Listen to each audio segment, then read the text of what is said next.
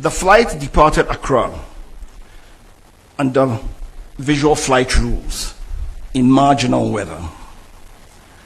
The flight to Brofuyedro was uneventful. Brofuyedro is approximately 90 miles from Accra, about 10 miles from Obuasi. As the flight approached Obuasi, visibility deteriorated rapidly due to mist and low clouds. At 9:56, the crew entered IMC, which is Instrument Meteorological Conditions. To the layman, it is they flew into clouds because they no longer could stay away from the clouds, so they flew into clouds and transitioned to IFR. Now, IFR is Instrument Flight Rules. So what it means is they now transitioned from navigating using visual cues to now navigation solely on the aircraft's instruments. The crew then initiated a climb to cross terrain that they were aware of. They initiated the climb to cross the terrain. Seconds before impact, the crew stated that they could see the high ground below, so they had gone over it. Suddenly thereafter, the helicopter that was flying up without any change in its power or in the pitch which we use to go up and down, suddenly lost height and impacted a ridgeline at about 1370 feet above sea level. And this was about 6.5 miles from the destination, and this happened at 9:58.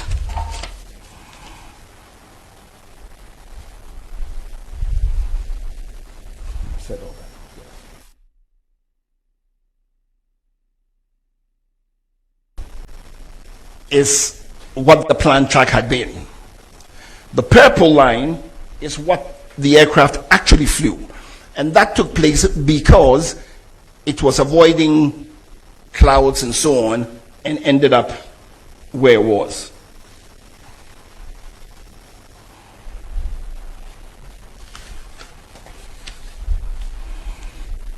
Now to our findings.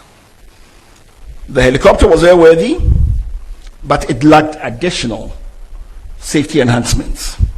For instance, the terrain awareness warning system. Now, you know, the terrain awareness warning system, for instance, is predictive. So what it does is it tells you, warns you, it gives you a better picture of the situation and puts the pilots in a better, it gives them, puts them in a position to make better judgments, to be able to see everything and be able to foretell if there are any things that could possibly create a problem. But they lack additional safety enhancements required for the weather phenomenon over that terrain.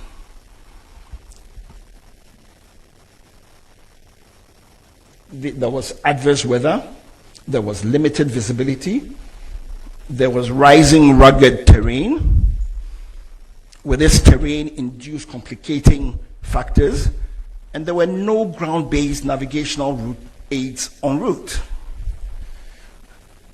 The investigation would like to say that from everything they gathered, the emergency response was very timely. The fact that the first responders managed to get to the site in about 2 hours was remarkable because the terrain has very steep slopes. It was raining, it was slippery. So it wasn't the easiest thing to do. When we went to the site, it was also raining and it was very slippery. And we struggled using sticks and everything to try to get up there. So looking at everything, we would say very confidently that the emergency response was very timely.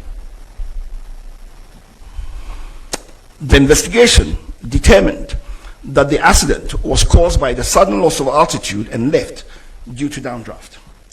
This loss of altitude without change in power or pitch altitude is consistent with downdraft associated with changing environmental conditions over high terrain.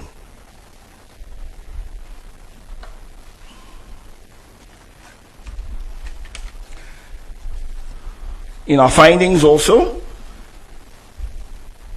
we said there's limited national navigational capacity, a capability for en route and remote area weather services. We also looked at training and realized that the Air Force doesn't have much simulator training. We looked at flight monitoring and realized that there was no flight data monitoring also taking place. For flight following and tracking of aircrafts, we realized that it was also not there. There's no secondary surveillance radar, no automatic dependent surveillance broadcasts, or any other real-time tracking of aircraft.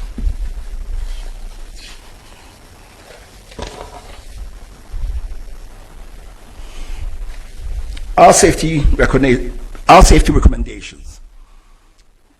There is a definite need to modernize the fleet of the Ghana Air Force. We have recommended that the Air Force acquire modern aircraft with terrain avoidance warning systems and modern navigation systems. That the aircraft should have cockpit voice recorders and flight data recorders, which are the audiovisual capable types. That the Air Force should invest in simulators for recurrent training. That they contract certified aviation weather provider or providers, and that Ghana as a nation should try to have en route navigational aids, especially in remote areas. The Air Force should seriously consider establishing flight data monitoring and en route tracking systems.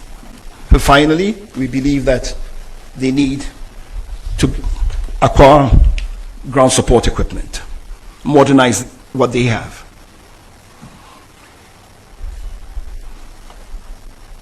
In conclusion, the helicopter accident was an unfortunate and sudden weather-related accident. Implementing the safety recommendations will prevent the reoccurrence of future accidents.